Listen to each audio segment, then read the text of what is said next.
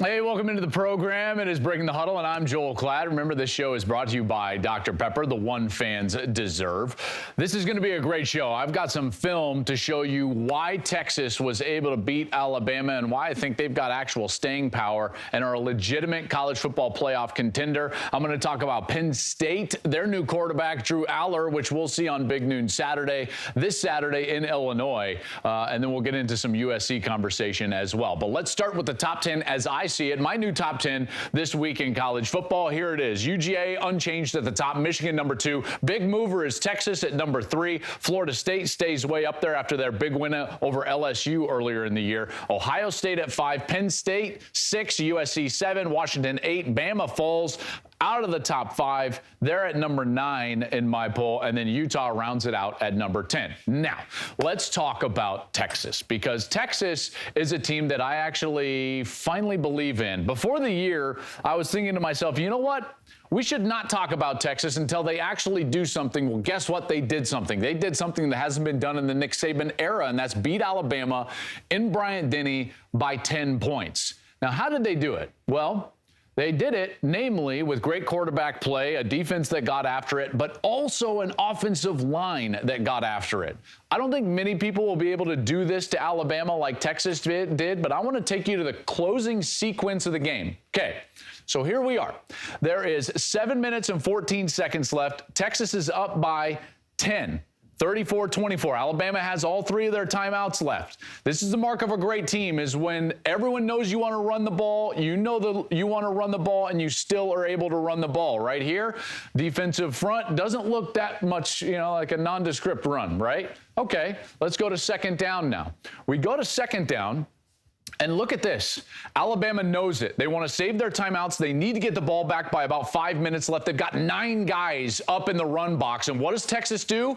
Not a fake, not an RPO, not a zone read. We're just going to match up mano-a-mano, and we're going to block the Crimson Tide. And what do? They get a nice little gain.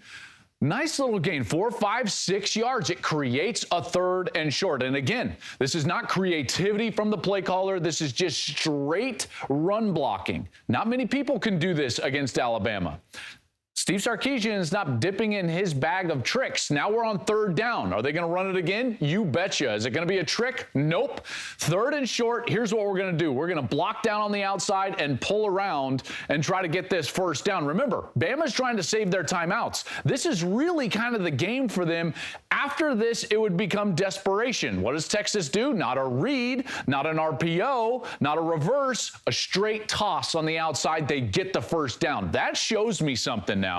I'm watching this and I'm like, okay, Texas believes that they can just end the game on the field with their offense, with their offensive line. This is something that we haven't seen from Texas over the last few years, is really dominant offensive line play. Now, fast forward a couple of plays. Alabama has now taken all of their timeouts. We're at the end of the sequence of the next set of downs. Bama has done a nice job on 1st and 2nd. They called timeout after the first down, timeout after the second down, and timeout after that last run that I just showed you. So they're all burned out. They've got to get a stop here. If they don't, in a 2-possession game, it's basically over. This is the game. Knowing that, Steve Sarkisian, what does he do? Do you think that he's going to call a RPO, throw it with his 5-star quarterback? No. No, he doesn't. While Alabama plays for the pass, they leave the middle of the field wide open. So you've got man-to-man coverage, you've got a safety following the motion, and then you've got a blitz coming up front. And what happens? They leave the second level totally uncovered. One seal, straight handoff, not a read, and Texas runs for an easy first down. That blew my mind. This is Steve Sarkisian. He's one of the most creative play callers, in particular in the passing game, that we have in college football. He's playing Alabama, which traditionally has a stout front seven, and yet he believed in his offensive line enough to end the game on the field when they trotted out with 7:14 left in the game. They didn't call a pass. 9 runs, including those kneel downs. 9. And they end the game on the field. You see, here's the deal. The mark of a great team is a team that can run the football when the opposition knows that they have to run the football. So is Texas for real at number 3? Yep, they sure are. Big 12, put on notice. That Texas team is a bona fide playoff contender. And the reason I knew that wasn't everything else that happened in the game, even though that was very special as well. It was the last 7-14 and what they were able to do. Now, quickly on Alabama, you see I didn't drop them out of the top 10. Why didn't I drop them out of the top 10? Because, Joel, they were just dominated at home. They clearly aren't the same. Listen, Texas is one of the best rosters in all of college football, plus they've got a very good quarterback. Not many teams are going to be able to do to Alabama what Texas was able to do to Alabama. You see, Texas defensively forced Alabama into a situation where they were having to throw with Jalen Milroe when they had to throw, not when they wanted to throw. I don't see many teams being able to do that. I don't even see many teams on the rest of their schedule. LSU, probably not. Their defense doesn't look good at all at this point. I don't know if Ole Miss can do it. Basically, what I'm telling you is Bama really should be favored and will be favored in the rest of their games. What Texas did to them, though, is very special. That's why Texas is a bona fide playoff contender. When we come back on Breaking the Huddle, let's go take a look at one of the bright young quarterback stars in college football. I'm talking about Drew Allar from Penn State. I'll show you the film when we come back.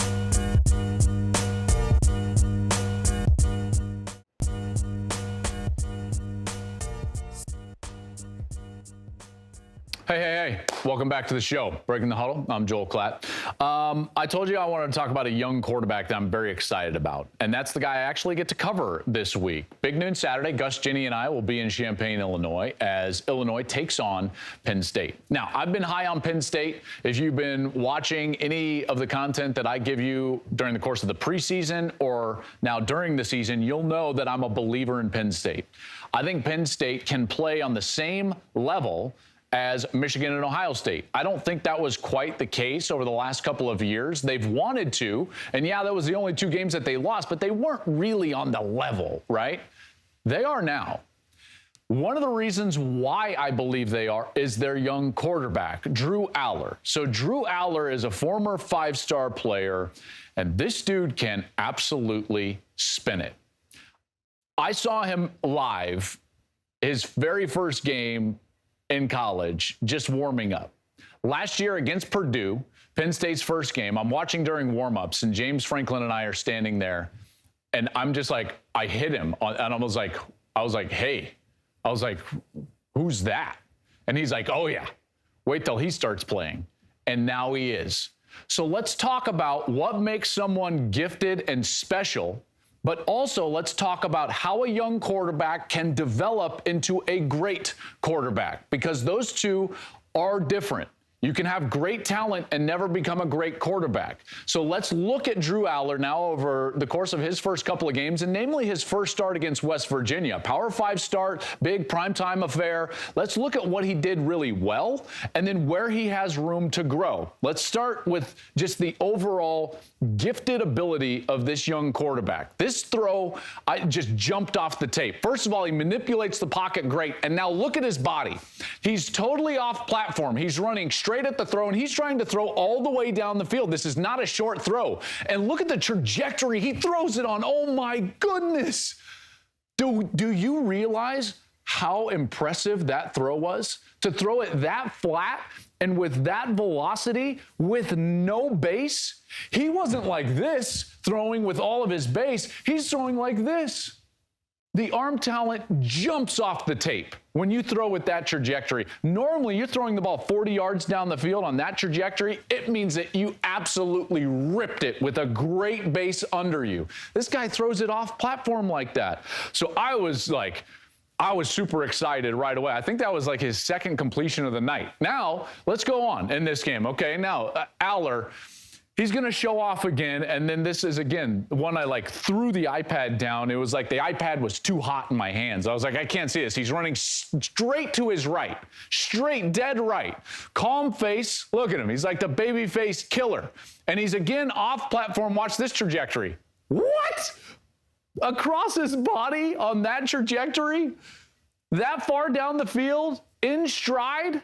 on time, on target. I dropped the iPad. I watched film on the iPad. I dropped it like I was like, whoa, like that doesn't happen. What are we doing? That's not real. Okay, but can he do it from the pocket? Because, right, I'm like, hey, Joel, you can show me all these plays. Like, a lot of guys have strong arms, but, like, can you really control the game from the pocket? Well, here we go. Drew Allar from the pocket. He sees a 9-yard cushion up top. That means that corner has deep responsibility, which means that he's got free access. The quarterback has free access on the outside. If he's got an out route and he's got the arm strength, he can throw it. Far hash out on a line, 32 yards in the air, absolute laser beam directly on the chin of the wide receiver. Are you kidding me? Not many guys can do that. Do you know why defenses run that coverage, by the way? Free access to the field. The field is the wide side of the field. Do you know why? Because mere mortals can't make the 32-yard out route throw on a line. That's why they play that coverage. If I'm a defensive coordinator, where's the softest coverage going to be? The guy that's furthest from the quarterback. And he just calmly is just like, God turned this guy's right arm into a thunderbolt, and you see it on film. That's why I get so excited about it. But can he become a great quarterback? Well, there are things that he's got to do in order to become a great quarterback, namely anticipate.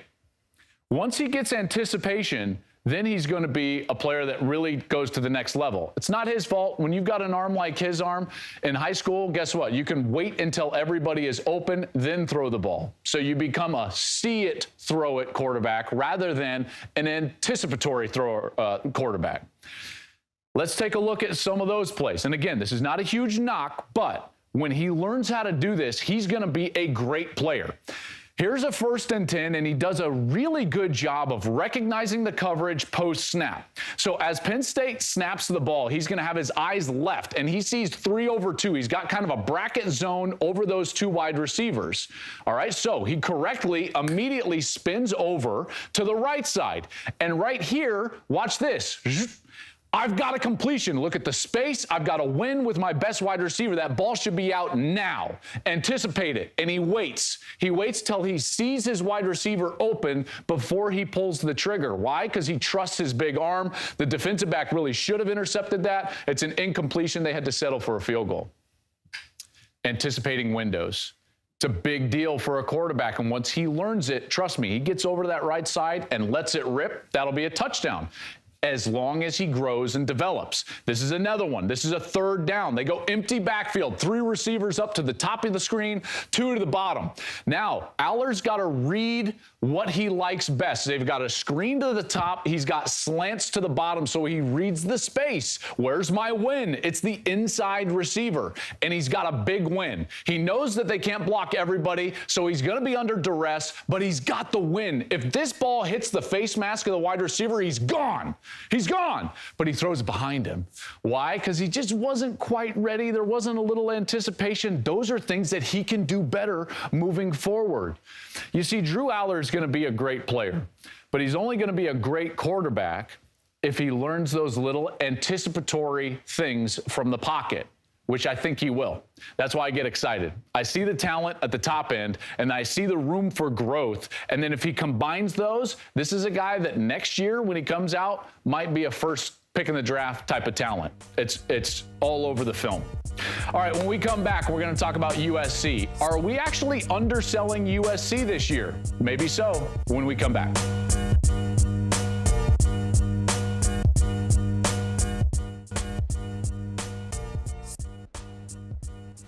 Welcome back to the show. Let's get into a little USC. It's not a team that a lot of people are talking about, although I believe they should. Let's go back to my top 10, because in my top 10, I would say that USC is the team that I wanted to put higher and didn't. Like if I'm giving me shade on Twitter or online, I would be like, USC is 7. Haven't they played better than that? Yeah, they actually have. Because here's the deal.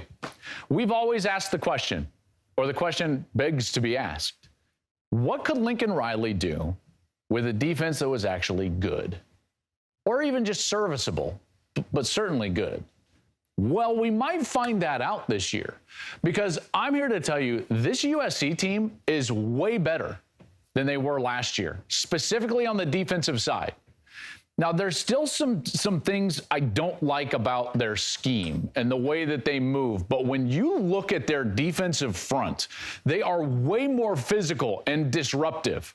Okay? They tackle a little bit better than they did a year ago. They're fast. But again, the front, that defensive line is so much better than they were a year ago.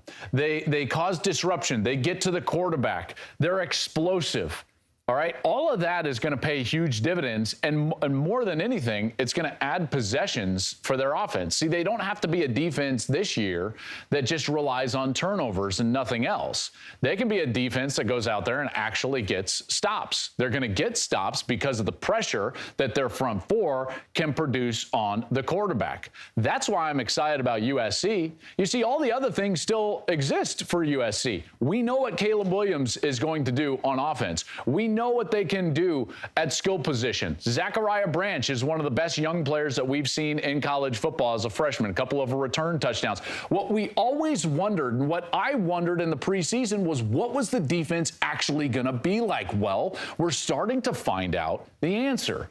And I get it, the level of competition in their 3 games has not been great, but the defense is much better. And I would actually say that they've been good. So now, can anyone slow down Lincoln Riley and the Trojans this season? They look real. Last year was the first year Lincoln Riley told me, he said, Joel, this is going to sound conceited, if you will. Last year's roster was going to be the worst roster that they had at USC, that they would continually get better. Now, Caleb played out of his mind and won the Heisman, but he knew what they were on defense, and he knew that they were going to have to play around that on the offensive side. Now he's got Caleb Williams back. I would even suggest he's better. They've got some skill position players that allow a creative play caller in Lincoln Riley to really get after it, namely Zachariah Branch. And they've got a defense that is actually good. Sky's the limit for USC. This is a team that's not just, hey, they could go to the playoff, but even in a 14 playoff, like a loaded Pac-12, this is the team to beat. This is the team to beat. I thought it was going to be Washington, but now it's USC. You give Lincoln Riley a competitive defense, albeit maybe even a good defense, and the sky is the limit. And I know Trojan fans are going to be excited about that because that was their big question coming into this season. When we come back, we've got questions from Fansville. We go around college football on our last segment of Breaking the Huddle.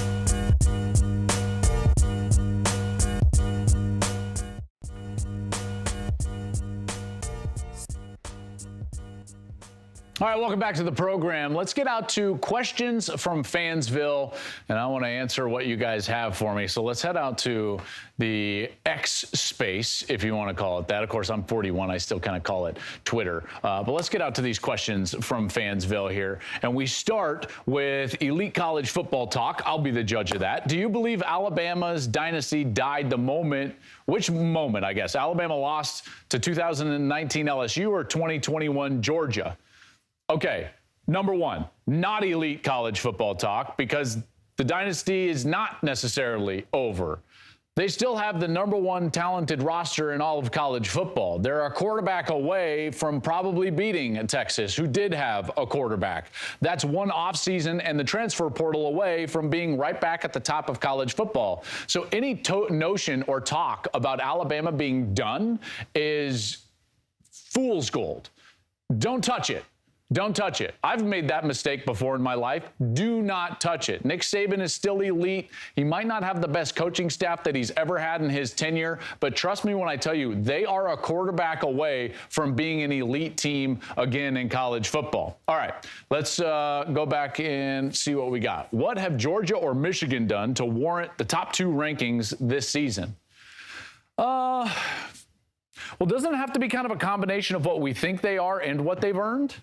Because if it's just about what they've earned, then it's like Texas and LSU are 1 and 2, and then like who's number 3?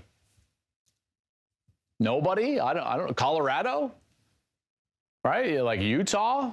By the way, Colorado and Utah are the only 2 teams in the country that have played 2 Power 5 teams so far this year and are 2-0. So it's like, are they 3-4? Obviously not. So doesn't it have to be some combination of the two? My question would be like, who are you picking to beat Georgia this week? Anybody. Can Texas beat Georgia? I don't know. Can anyone beat Michigan? That's a really talented roster. Doesn't it have to be a combination? Can't just be about what you've earned in particular in the first 2 weeks of the season. All right, next question. Let's go with Kyle McCord. Hey, Joel, could you evaluate Kyle McCord? Did he show enough to win the starting job for Ohio State? Well, it's interesting, Clark, because yes, apparently he did do enough, and he has been named the starter for Ryan Day and Ohio State. Now, I think this is important on multiple different fronts, but let me just hit a couple. Number one is reps. See, I think college football, and in particular quarterback, is about reps. When you get the reps, you can develop. McCord needs development. He needs the reps, both in practice and a game. He won't have to split series now with Devin Brown. And then the other aspect of this is what Ryan Day touched on when he named him the starter and he spoke to the media, which is confidence. Now he won't have to look over his shoulder. He won't have to wonder if a singular mistake is going to get him pulled from the game. It's his team. He can form a leadership role, and he will have the confidence to do so. Reps and confidence, and I actually think that Kyle McCord will start to develop and play a little bit better. Now, has it been great up to this point? No. Does he have room to grow? Absolutely. And I think Ohio State and Kyle McCord will. That'll do it for Breaking the Huddle. I appreciate you watching. Big weekend. By the way, we got Illinois, Penn State on Big Noon Saturday. This has been Breaking the Huddle, and as always, we want to thank Dr. Pepper for bringing the show to you. Remember, Dr. Pepper, it is the one fans deserve. Have a great week of college football, everybody. It is the best.